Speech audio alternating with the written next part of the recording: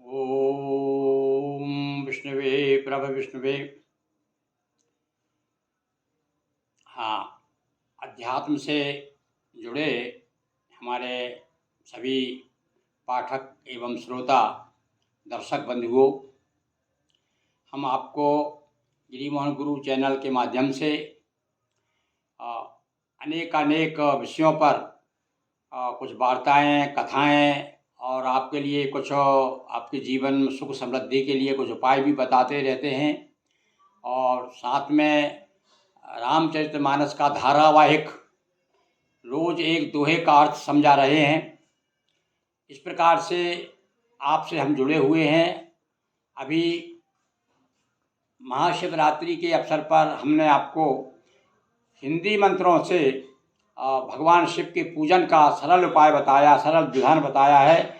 बल्कि आप हमारे साथ या हमारे वीडियो के साथ सुनते हुए, देखते हुए पूजन कर सकते हैं। केवल आधा घंटे का हमने एक वीडियो बनाया है, उसमें भगवान शिव का लघु अभिषेक, जिसे 16 मंत्रों से यजुर्वेद के 5वें अध्याय में जो मंत्र हैं उनसे भगवान शिव का अभिषेक किया जाता है, उसका हमने दोहे चौपाइयों में उसका अनुवाद करके आपके सामने प्रस्तुत किया है। काफ़ी विद्वान लोग उसे पसंद कर रहे हैं और उसका अनुकरण कर रहे हैं। तो ये तो हुई महाशिवरात्रि की बात। अब आ रहा है आगे का हमारा सबसे महापर्व, होली का पर्व। होली का पर्व आ रहा है। होली मार्च का माह है, यानी कि पूरा फागुन का माह है। फागुन के आते ही हमारे मन में एक विशेष बसंत की ऋतु भी आ जाती है, विशेष उमंग और उत्साह आ जाता है। और विशेष रूप से होली जो है तंत्र साधना के लिए, यंत्र मंत्र को लिए भी बड़ी प्रसिद्ध है। जिस प्रकार से दीपावली की, जैसे दीपावली की रात और आपके होली की रात, जन्माष्टमी, रामनवमी और सर्वार्थ सिद्धि योग, पुष्य नक्षत्र, रवि पुष्य, गुरु पुष्य, ये कुछ ऐसे मुहूर्त होते हैं जिनमें हम कुछ क्रियाओं के द्वारा, कुछ टोटकों के द्वारा, कुछ उपायों के द्वारा हमारे जीवन की समस्याओं को हल करते हैं। तो अभी होली आ रही है और होली पर हम आपको कुछ ऐसे चमत्कारी उपाय बताएंगे। जैसे आपका धंधा नहीं चल रहा है, किसी घर में बीमारी पीछा नहीं छोड़ रही है, अब उसके लिए कुछ ऐसे उपाय हैं जिनसे निश्चित रूप से लाभ होता है। तो आज हम आपको होली के चमत्कारी टोटके, तो 2-3 टोटके बताते हैं, उपाय बताते हैं। होली के दिन प्रातः स्नान करके जाएं और होली को एक परिक्रमा दें, प्रणाम करें और वहाँ से थोड़ी सी राख ले आएं। और वो राख ला करके, स्नान करके और आकर के शिव जी पर चढ़ाइए। उससे भस्म के रूप में चढ़ाने से आपके जो है ग्रह दशा आपकी यदि चल रही है, कोई शनि की दशा है, साढ़े साती है, ढैया है, राहु की दशा चल रही है, तो ये निश्चित रूप से ये ग्रहों की दशा भगवान शिव की कृपा से शांत होगी। तो आपको क्या करना है, और होली के दिन सवेरे जा कर के स्नान करके जाएं, परिक्रमा करके और राख ले आए होली की, और उसको भस्म मान करके भगवान शिव पे पहले जल चढ़ाएं, शिव जी की थोड़ी पूजन करें। और वो जो है जो भी आपकी कहना चाहिए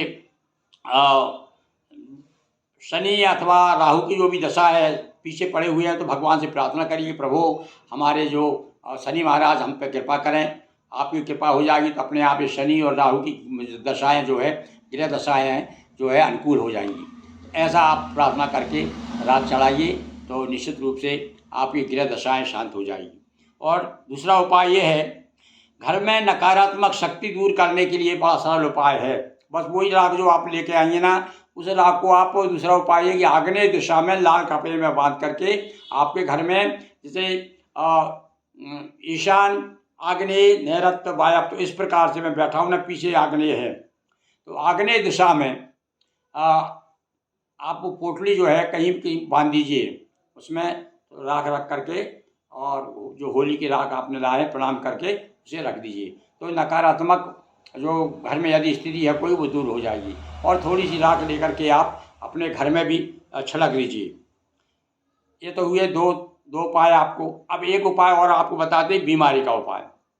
यदि घर में कोई ऐसी असाध्य बीमारी है, दवाई चल रही है, दवाई तो चलने दीजिए आप, ये तो ऐसे टोटके हैं जिनके से भी आपको निश्चित रूप से सहायता मिलती है। तो आप क्या करेंगे, कुछ थोड़े से काले तिल लाइए और काले तिल ला करके जो बीमार है उसके ऊपर से 7 बार उतार करके और उसमें होली में छोड़ जाइए, तो आप देखेंगे कि निश्चित रूप से बीमारी में लाभ होगा।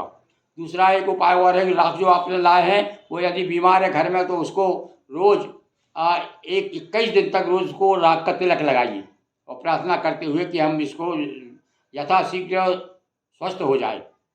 इस प्रकार से आप करेंगे तो निश्चित रूप से बीमारी में भी लाभ होगा। तो आज हमने आपको होली के कुछ उपाय बताए। इसी प्रकार से हम आपको और भी वीडियो बना करके आपको होली के कुछ चमत्कारी उपाय और बताइए। देखिए, आपको यदि अच्छे लगते हैं हमारे जो भी प्रयत्न आपके सामने हम कर रहे हैं, तो आप हमारे चैनल को पहली बार यदि आप देख रहे हैं तो इसे सब्सक्राइब कीजिए और फॉलो कीजिए और शेयर कीजिए, अपने मित्रों तक पहुंचाइए बातें, ताकि ज़्यादा से ज़्यादा लोग लाभ ले सकें। और चलिए एक बार पुनः हम आपको ये होली का त्यौहार आप जानते हैं कि हिरण्याकुश के पुत्र प्रहलाद की रक्षा करने के लिए भगवान ने नरसिंह का अवतार लिया था। तो इस दिन भैया नरसिंह भगवान का जो एक स्रोत है या कवच है, यदि कहीं मिल जाए आपको तो इस दिन रात को आप इसका दीपक जला करके पाठ करिए और फिर चमत्कार देखिए, आपकी सारी समस्याएं शांत हो जाएंगी। तो विशेष रूप से नरसिंह कवच या नरसिंह स्रोत का पाठ इस दिन किया जाता है। बहुत बहुत धन्यवाद।